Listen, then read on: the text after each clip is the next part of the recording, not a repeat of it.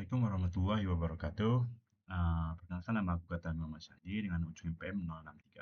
Nah, di sini aku akan menjelaskan praktikum 30, yang mana di sini kita suruh untuk periksa visual jumlah kelompok yang sebaiknya ada, hasil dari Kimin.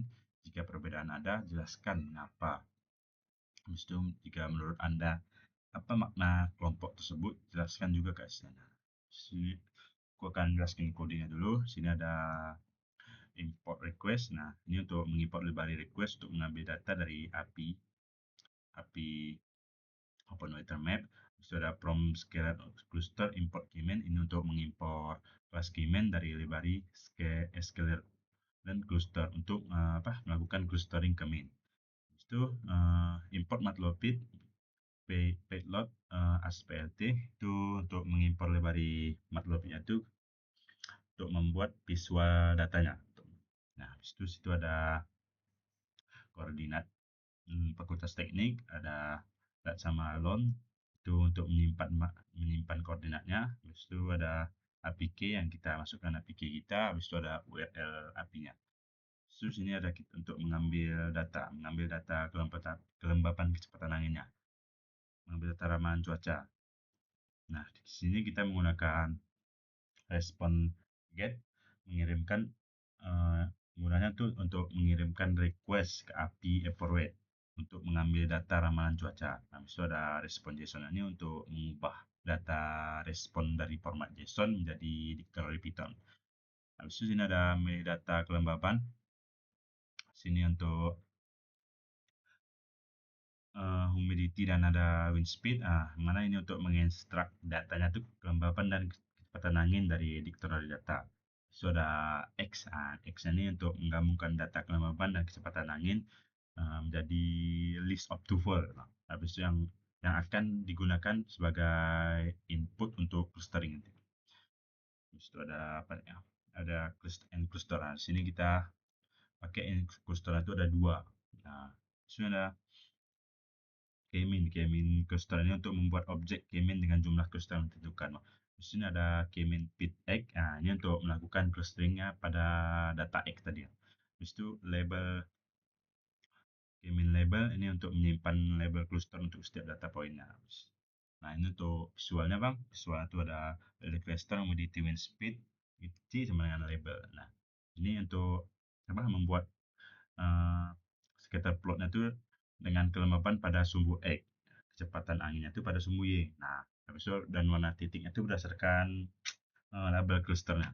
Habis itu X label kelembapannya. Tadi menambahkan labelnya itu, habis itu ini untuk menambahkan judulnya. Let's show ini untuk menampilkan plotnya. Habis itu sini ada, nah ini hasilnya tadi, ini yang tanya tadi. Sini ada hasil visualnya itu ada hasil visual dari data scalar plot ini terlihat bahwa datanya itu membentuk dua kelompok yang cukup jelas, terutama dipisahkan oleh nilai kelembaban. Sebagian besar itu ada data tersebut dalam dua daerah yang berbeda, meskipun ada posisinya yang agak menyebar ke ujung-ujung gitu. Nah, itu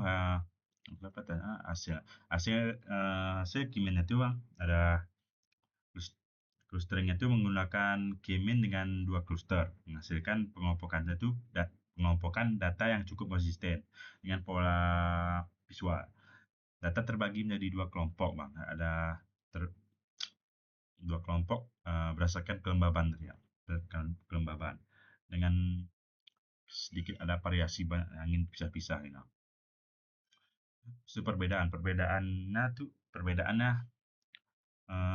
terdapat ada beberapa titik data yang posisinya itu berada di dekat batas antar cluster.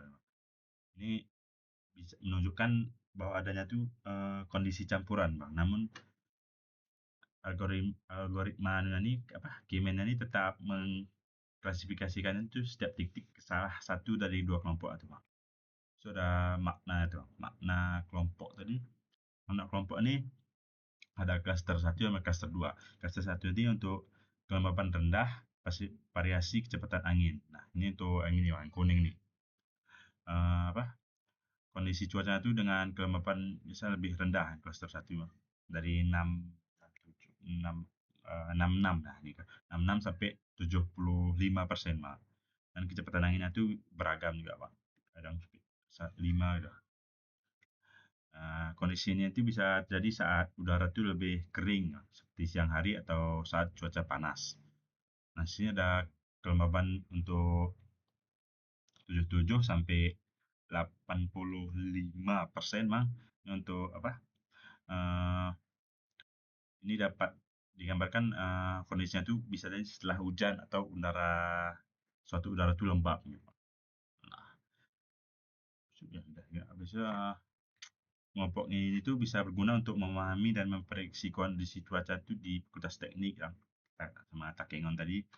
So, misalnya jika data baru masuk dan termasuk dalam klaster 2, maka dapat diperkirakan bahwa kondisi akan lebih lembab. Informasi ini tuh bisa dapat membantu kita tuh dalam perencanaan aktivitas keluar ruangan itu atau memberi rekomendasi persiapan terhadap kondisi cuaca tertentu. Terima kasih.